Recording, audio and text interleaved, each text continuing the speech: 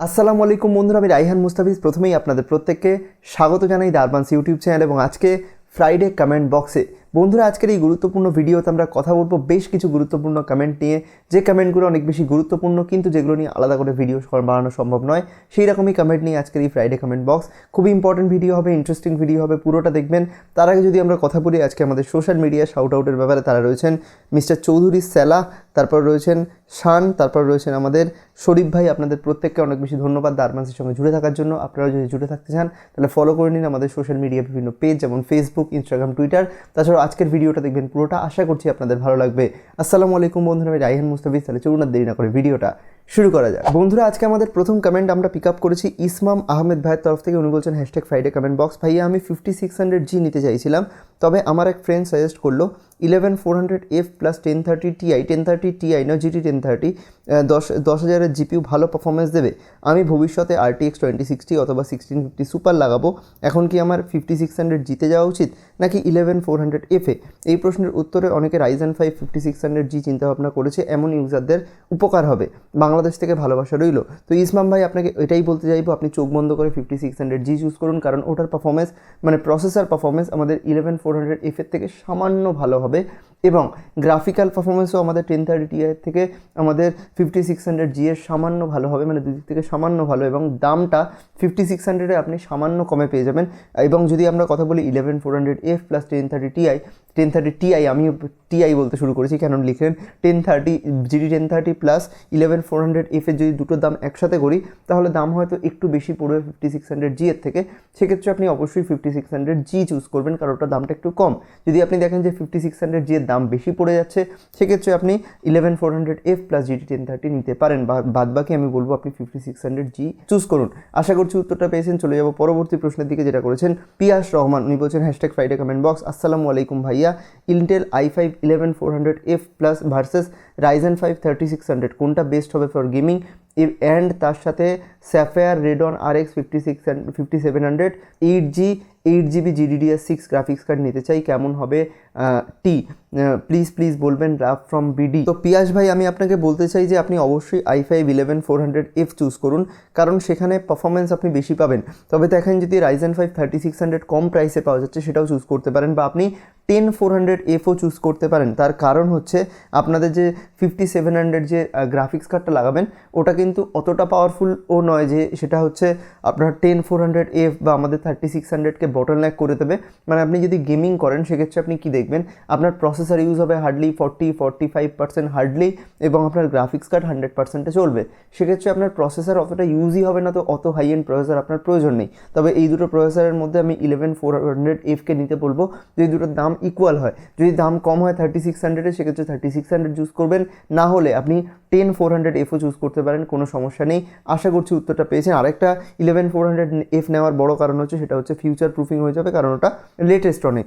এর পরবর্তী প্রশ্ন আমাদের করেছেন হচ্ছে হাসিবুল হাসান ভাই। উনি বলছেন যে 10400F প্লাস 1650 সুপার, এটার পারফরমেন্স কেমন হবে, এটার থেকে কি বেশি ভালো হবে? ও আচ্ছা, 11400F প্লাস হচ্ছে 1650 সুপার আপনি চোখ বন্ধ করে চুজ করতে পারেন।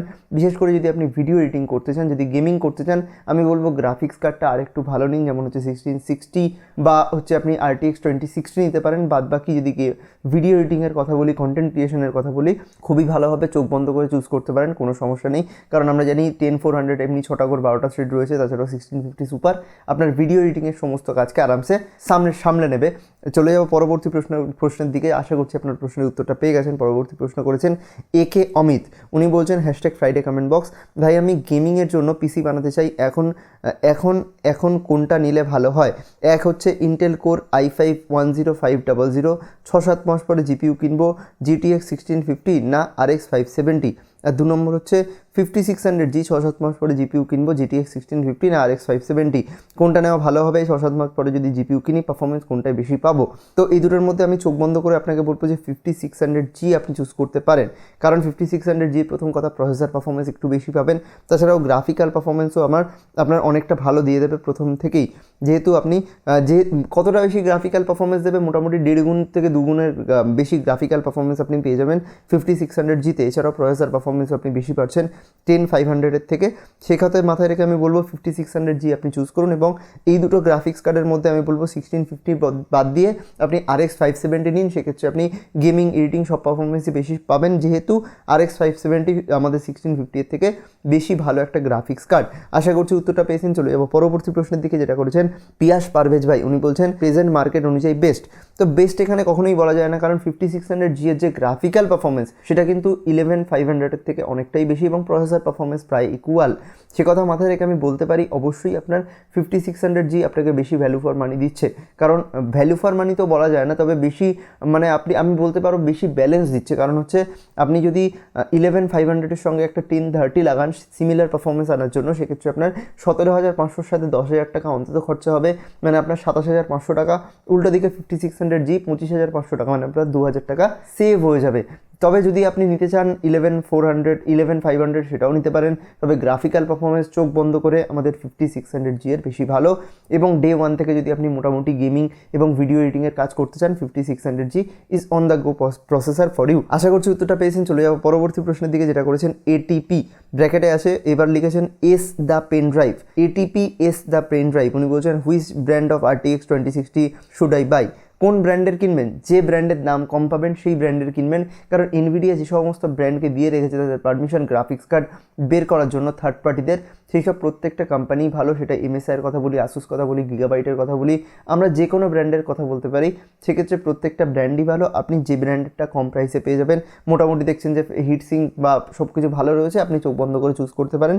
ব্র্যান্ড অতটা ম্যাটার করে না, কারণ প্রত্যেকটা ব্র্যান্ডই ভালো, নিজস্ব সুবিধা অসুবিধা রয়েছে।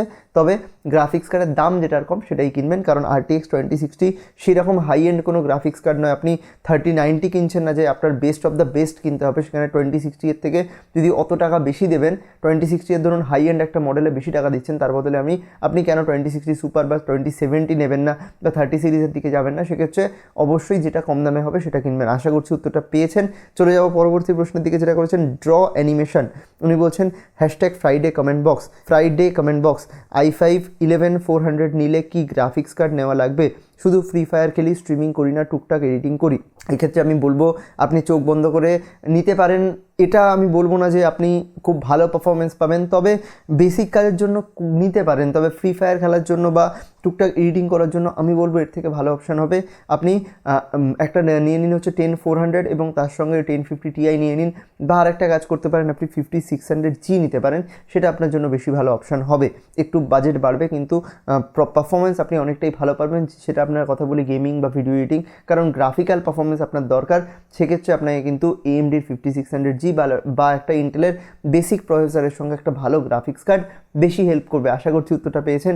এটাই ছিল আমাদের লাস্ট প্রশ্ন। যদি আপনাদের কোনো প্রশ্নের উত্তর নাও পেয়ে থাকেন, নিচে আবার কমেন্ট করে দিন। আজকের এই ভিডিওটা ভালো লাগলে একটা লাইক করে দেবেন, কারণ এই লাইকটার ফলে এই ভিডিওটা আরও বেশি মানুষের সঙ্গে পৌঁছে যাবে, মানুষের সঙ্গে নয় মানুষের কাছে পৌঁছে যাবে, যার ফলে টেক রিলেটেড পিসি রিলেটেড কন্টেন্টের ব্যাপারে বাংলা ভাষায় অ্যাওয়ারনেস বাড়বে।